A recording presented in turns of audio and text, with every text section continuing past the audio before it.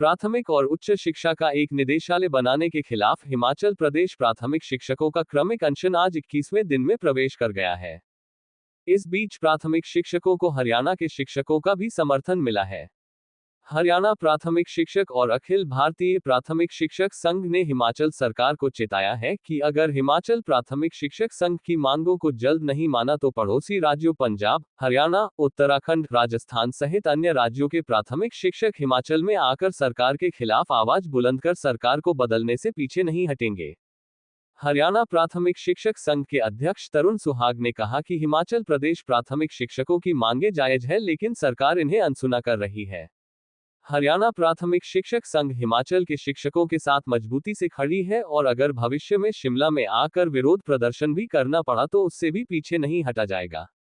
सरकार ने अगर जल्द मांगे नहीं मानी तो आंदोलन को तेज किया जाएगा। हरियाणा में भी प्राथमिक और उच्च शिक्षा का अलग अलग निदेशालय है। वहीं अखिल भारतीय प्राथमिक शिक्षक संघ के कार्यकारी महासचिव विनोद ठाकरान ने कहा कि शिक्षक अपनी मांगों को लेकर समय समय पर आवाज उठाते, लेकिन हिमाचल की सुक्खू सरकार ने आंदोलन को कुचलने के लिए शिक्षकों पर और सस्पेंड किया, जो कि पहली बार हुआ है। प्राथमिक शिक्षक संघ जायज मांगों को लेकर आंदोलन कर रहा है और अगर सरकार ने जल्द मांगे नहीं मानी तो भविष्य में पंजाब, उत्तराखंड, हरियाणा, राजस्थान सहित अन्य प्रदेशों से हिमाचल आकर आंदोलन करेंगे। पंजाब दस्तक के लिए सुरेंद्र राणा की रिपोर्ट। पत्रकार बंधुओं को मेरा नमस्कार। मैं विनोद ठाकरान, कार्यकारी महासचिव अखिल भारतीय प्राथमिक शिक्षक संघ। साथियों, हिमाचल प्रदेश की इस देव भूमि में हमारे प्राथमिक शिक्षकों का पिछले लगभग 20 दिनों से संघर्ष जारी है। आप सबको पता है कि कर्मचारी वर्ग अपने अधिकारों को लेकर संघर्ष करता रहता है, लेकिन हिमाचल की एक ऐसी सरकार है जिसने शांतिपूर्ण धरना प्रदर्शन के ऊपर शिक्षकों के ऊपर एफआईआर दर्ज की और हमारे बहुत से साथियों को निलंबित कर दिया। इससे हमारे सभी शिक्षकों में बहुत रोष है। हमने भी आज धरना स्थल पर पहुंचकर हमारे शिक्षक साथियों का समर्थन किया, जो भी उनकी जायज़ मांगे हैं उनका समर्थन किया और आज हम आपके सामने सरकार से मांग करते हैं कि जो शिक्षकों की जायज़ मांगे हैं उनको लेकर शिक्षक संगठन के साथ बातचीत की जाए और इस मामले का समाधान किया जाए। क्योंकि मैं इस मांग पत्र को देख रहा था, इसमें कोई भी ऐसी मांग नहीं है जो कि सरकार द्वारा और शिक्षकों के संगठन जो हमारा प्राथमिक शिक्षक संघ है उसके द्वारा डिस्कस न की गई और उन पर सहमति न बनी हो। लेकिन फिर भी सरकार में कोई ना कोई ऐसा पेच फंसा हुआ है जिसकी वजह से सरकार में और शिक्षक संघ में समझौता नहीं हो पा रहा।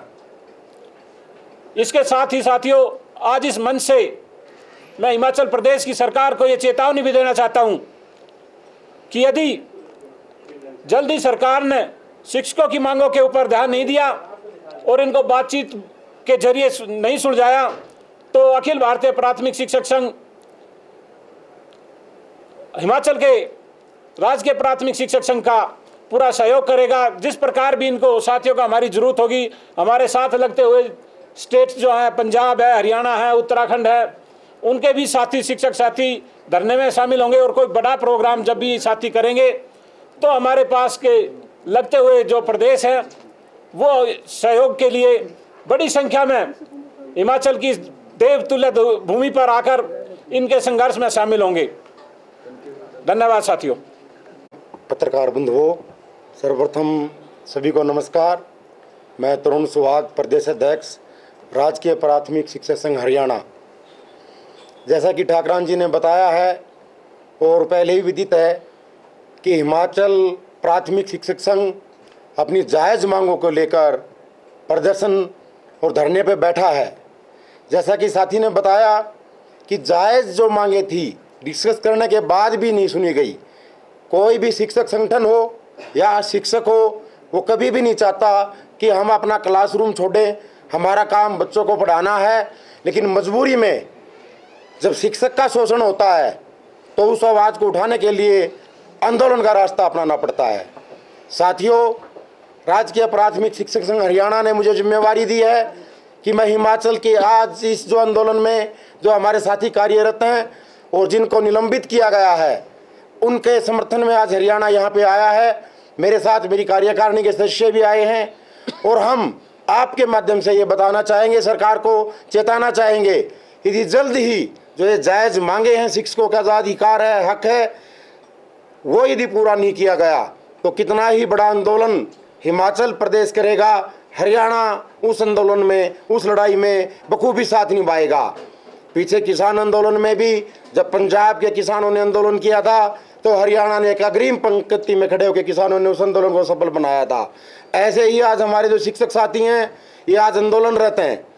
सरकार से मैं पूछना चाहता हूं कि क्या ऐसी जिम्मेवारियां, क्या कौन सी ऐसी मांग है। एक जो निदेशालय की बात है, जो नई एजुकेशन पॉलिसी की आड़ के अंदर जो सरकार विभाग के साथ खिलवाड़ कर रही है, जबकि नई एजुकेशन पॉलिसी वो राष्ट्रीय नीति है।